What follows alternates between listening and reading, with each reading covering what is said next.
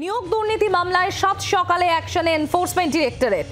New টাউনের পাথরঘাটা থেকে নাগের বাজারে সমস্ত জায়গায় চলছে অভিযান। পাথরঘাটায় এক প্যারা টিচারের বাড়িতে ইডি অভিযান, নাগের বাজারে এক ব্যবসায়ীর বাড়িতেও তল্লাশি এনফোর্সমেন্ট ডিরেক্টরেটের।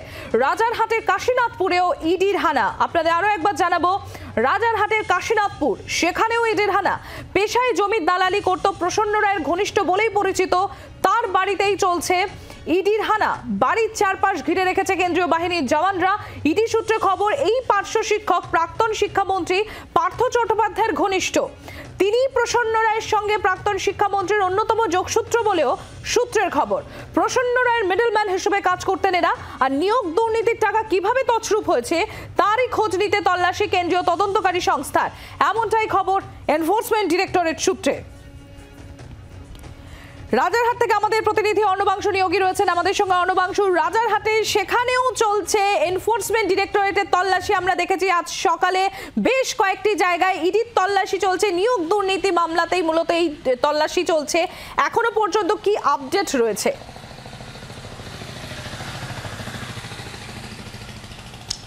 সম্প্রতি কয়েক ঘন্টা পার হয়ে গিয়েছে শিক্ষক নিয়োগ দুর্নীতি মামলার রাজারহাটে এই কাশীনাথপুরে বাড়িতে কিন্তু তল্লাশি এখনো চলছে।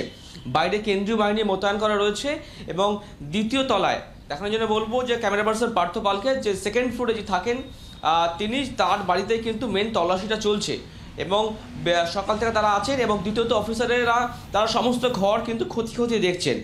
যার বাড়িতে তল্লাশি তার নাম চন্দন চ্যাটার্জি এবং তিনি হচ্ছে প্রসন্ন কুমার রায় ঘনিষ্ঠ। এবার কেন তার বাড়িতে তল্লাশি? কারণ তিনি কিন্তু পেশায় জমি দালালির সঙ্গে যুক্ত। এবার বিষয় হচ্ছে যে শিক্ষক নিয়োগ দুর্নীতির যে টাকাটা, সেই টাকাটা কোনোভাবে কি ল্যান্ডে ইনভেস্ট হয়েছে, অর্থাৎ যে মানি ট্রেলটা খোঁজার জন্যই কিন্তু মূল ইডির উদ্দেশ্য।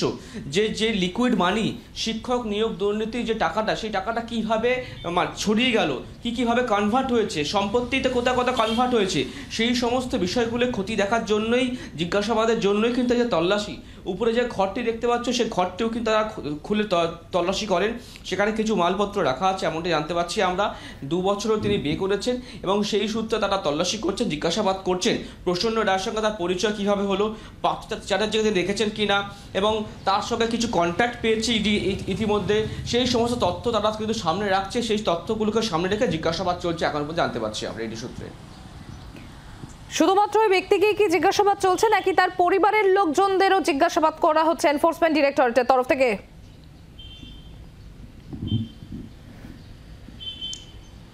দেখো, পরিবারের লোককে জিজ্ঞাসাবাদ এখনো করা হচ্ছে না। মূল কিন্তু করা হচ্ছে চন্দন চ্যাটার্জিকে জিজ্ঞাসাবাদ করা হচ্ছে, কারণ তার সঙ্গে কিন্তু প্রসন্ন কুমার রায়ের মূল সম্পর্ক বা পরিচয়। এবং তার স্ত্রীকে বা কাউকে জিজ্ঞাসাবাদ করা হচ্ছে না, কারণ সম্প্রতি 2-1 বছর হলো তিনি বিয়ে করেছেন। কিন্তু চন্দন চ্যাটার্জি হচ্ছে মূল টার্গেট ইডির। এর কারণ হচ্ছে, আবারও বলবো, সেটা হচ্ছে মানি ট্রেল ধরার জন্য কিন্তু ইডির এই তল্লাশি।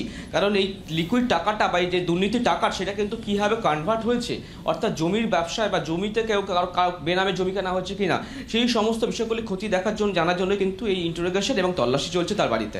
সাধারণত অর্ণবাংশু আমরা দেখেছি যেখানে এনফোর্সমেন্ট ডিরেক্টরেট এই টাকা সাইফনিং নিয়ে, মানি সাইফনিং নিয়ে বা মানি লন্ডারিং নিয়ে যেখানে তদন্ত করতে গিয়েছে, সেখানে গিয়ে যে বিগত কয়েক বছরের মধ্যে, অর্থাৎ যে সময় এই শিক্ষক নিয়োগে দুর্নীতি হয়েছে, সেই সময় তাদের সম্পত্তির পরিমাণ কতটা বেড়েছে, কিংবা তাদের যে নিকটাত্মীয় রয়েছে বা ঘনিষ্ঠ যে সার্কেল রয়েছে, তাদেরও সম্পত্তির পরিমাণ কত গুণ বেড়েছে, সেই বিষয়টিও খতিয়ে দেখে।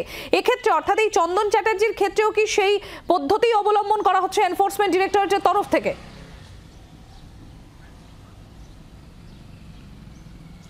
দেখো, একদমই সেই পদ্ধতি কিন্তু আলাদা কিছু হবে না, সেম পদ্ধতিতে জিজ্ঞাসাবাদ করা হবে। কিন্তু সবথেকে বড় টার্গেট যেটা হচ্ছে এইটা, যে আমরা দেখেছি যে শিক্ষক নিয়োগ দুর্নীতি মামলার যে টাকা, সে টাকা কিন্তু নানাভাবে কিন্তু ট্রান্সফার হয়েছে অন্যান্য খাতে। কারো হয়তো হোটেল, কোথাও জমি, কোথাও বাড়ি।